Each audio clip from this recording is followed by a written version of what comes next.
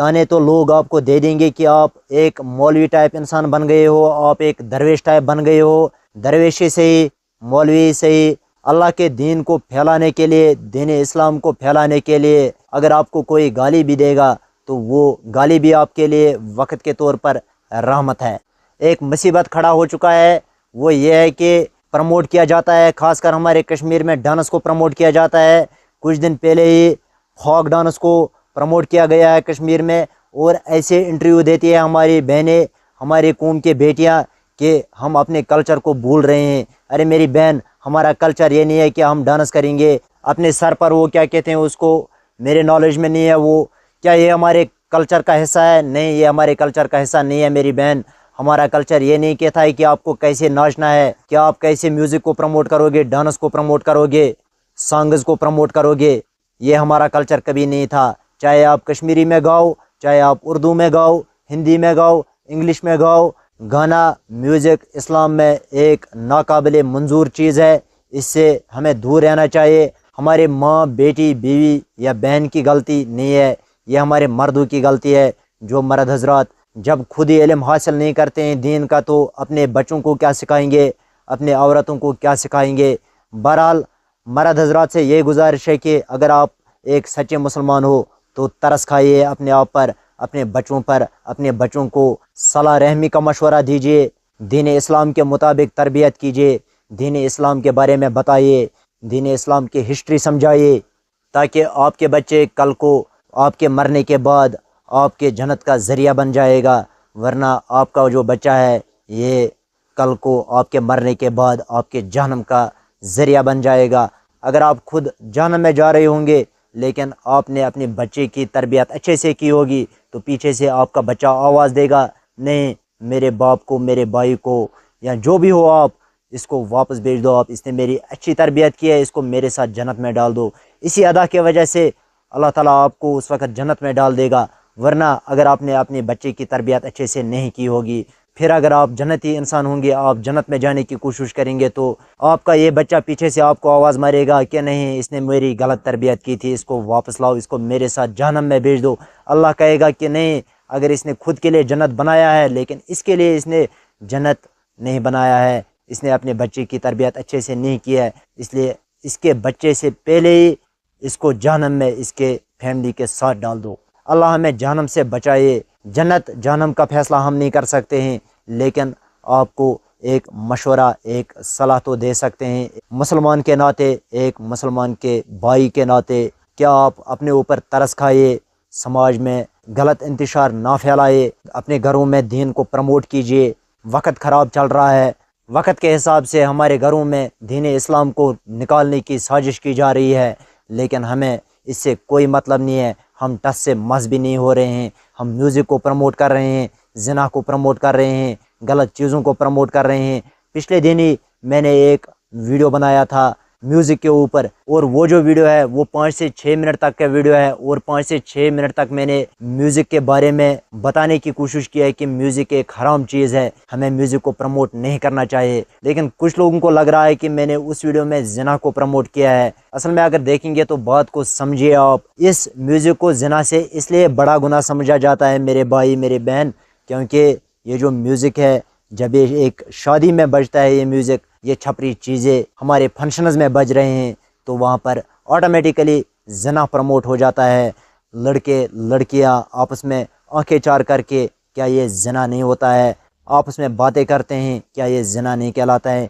क्या म्यूज़िक ज़िना के रास्तों को नहीं खोलता है? इस बात को समझो आप। म्यूज़िक ज़िना से बड़ा इसलिए गुनाह है क्योंकि म्यूज़िक ज़िना के रास्तों को प्रमोट करता है, म्यूज़िक ज़िना के रास्तों को खोलता है। इसलिए फोकस कीजिए आपके म्यूज़िक को अपने घरों में से हमें कैसे निकालना है। जब आपने, जिस दिन आपने म्यूज़िक को अपने घरों में से निकाल दिया, तो ये समझ लो कि आपने शैतान को आज कम्प्लीटली अपने घर से निकाल ही दिया। फिर छोटे मोटे गलतियां होते रहेंगे एक इंसान से, अल्लाह ताला दरगुज़र करेगा।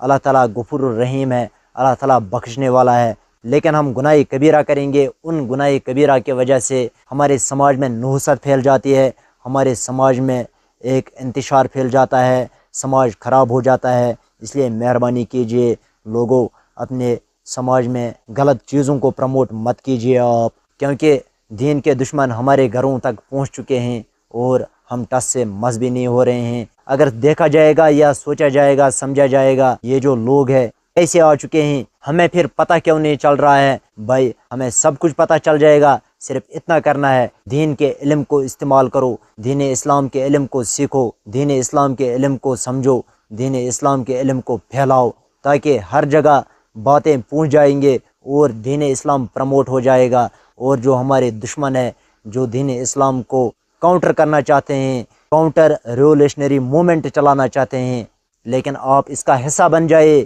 کہ آپ ریولوشنری موومنٹ چلاتے رہے۔ ریولوشنری موومنٹ کا مطلب انقلابی تحریک۔ انقلابی تحریک یہ نہیں ہے کہ ہم نے کسی کے ساتھ لڑائی کرنا ہے، جھگڑا کرنا ہے، کسی کو مارنا ہے، پیٹنا ہے، نہیں، صرف اتنا کرنا ہے، اپنی زندگی میں اپنی زندگی کو سدھارنا ہے، غلط چیزوں سے دور رہنا ہے، دوسروں کو اچھا کرنے کی دعوت دینی ہے، دنیا میں امن اور سکون شانتی کو فراہم کرنا ہے، دنیا میں امن سکون شانتی کو فروغ دینا ہے۔ اسی کو ہم انقلابی تحریک کہتے ہیں، ریولوشنری موومنٹ چاہتے ہیں۔ لیکن جب آپ اس انقلابی تحریک کو شروع کرو گے یا شروع آپ نے کیا ہے تو آپ کے خلاف دشمن ضرور کھڑے ہو جائیں گے، آپ کو ستایا جائے گا، آپ کو تانے دیے جائیں گے، آپ کو بتایا جائے گا کہ بھائی کے سامنے آپ غلط راستے پر ہو، نظر نہیں ملا سکتے، صحیح راستے پر ہوں گے۔